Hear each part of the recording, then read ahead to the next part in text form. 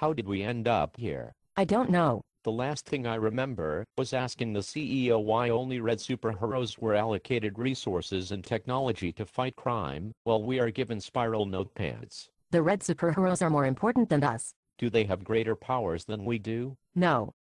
Just more resources and technology. Are they better at fighting crime than us? No. They are better at publicizing their successes and impressing the CEO. They have the resources and technology to fight crime and self-promote. Yes. Now, I remember. The CEO tasered me after I showed him that huge Estigo, the lead red superhero, was getting income from weapons companies that were providing weapons to superheroes and criminals alike. Oh. That means we are trapped here for some time. The CEO is funded by the weapons companies. It is a good thing that we are just fictional characters. If this was the real world, the poor citizens would be getting as raw a deal as us. It is a privilege to see this coordinating center. Yes. Finally, Obi-Wan's solution for failure of the red superhero's ability to deal with the crime on their patch can be addressed. Maybe. I spent hours working on operational and technical aspects of this system. Oh. None of them were incorporated. I guess there are always constraints. The leader of the red superheroes spent all the money on the system you see, as well as an electronic fly zapper for his office. It will help us coordinate the fight against crime. That was the original purpose.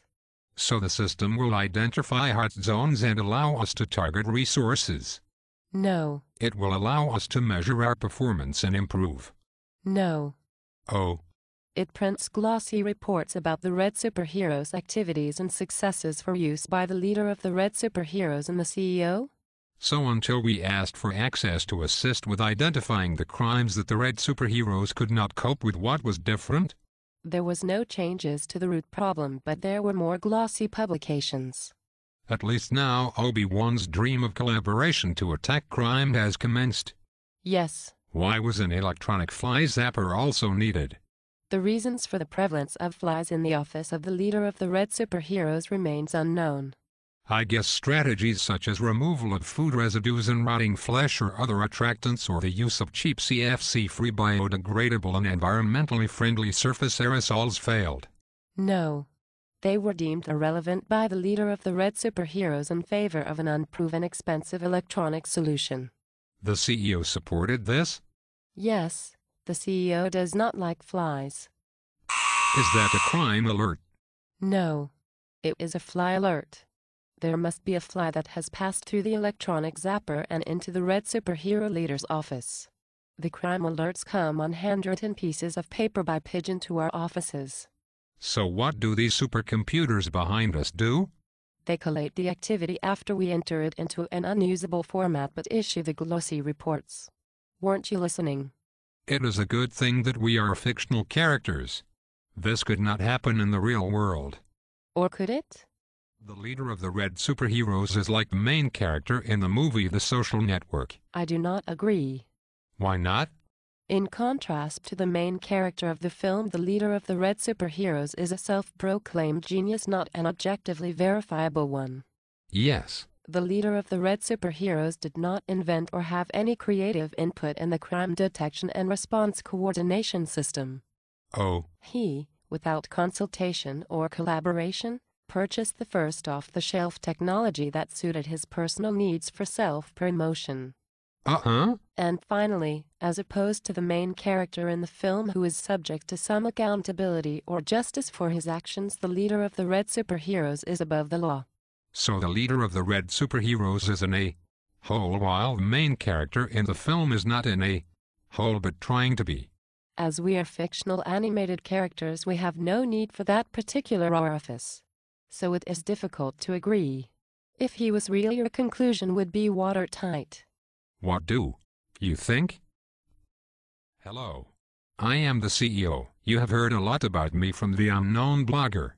I am most disappointed by his characterizations. As you can see, I am just a regular guy. It is hard making big decisions all the time. But putting my interests, I mean the institutions first, does not come easy. Unlike the stooges, I mean staff, I do not have science or evidence or moral principles to lean on. It just boils down to money. Plain and simple. How can I get more? If the stages, sorry staff suffer, that's a bonus. So now you know the truth. The green and black superheroes are on trial for their fictional existence. Yes. I have some questions for you in relation to this matter. Yes. Do you own a laptop? Yes. Have you ever accessed the website xtranormal.com? Yes. Are you familiar with the text-to-movie capabilities of this site? Yes. Are these questions really of any relevance to the plight of the green and black superheroes? These superheroes are on trial for their fictional lives. It is our belief that you are responsible for the criminal activities and that the black and green superheroes are victims in this matter. What do you say to this? You want answers? Yes. You want answers. I want the truth. You cannot handle the truth. We pretend to live in a world with crime and superheroes, where crises are solved in 30, 60 minutes at most. You accuse me of being some puppet master for some stylized caricatures of reality, using my keystrokes to put words in their mouths. Well, you need me at that keyboard. You want me at that keyboard. And deep down in places you do not talk about at parties, you agree with the actions and words of the green and black superheroes. Did you write the code for their words? What? Did you write the code? You're goddamn right I did. Hello. You may have seen a recent broadcast about the trial of the green and black superheroes. This shameless and poorly written parody of the last scene of A Few Good Men is testimony to the unimaginative and derivative nature of the unknown blogger's mind. The quality was so poor, it looked like it was produced by some free online service with a narrow selection of sets. The unknown blogger's minions were emotionless puppets.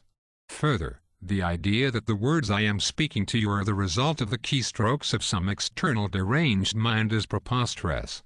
As if the heartfelt words of our politicians or the penetrating interrogations of our journalists with their casual references to programs premiering on their own network were the product of some script writer in the sky. Well, unknown blogger, your agenda is exposed.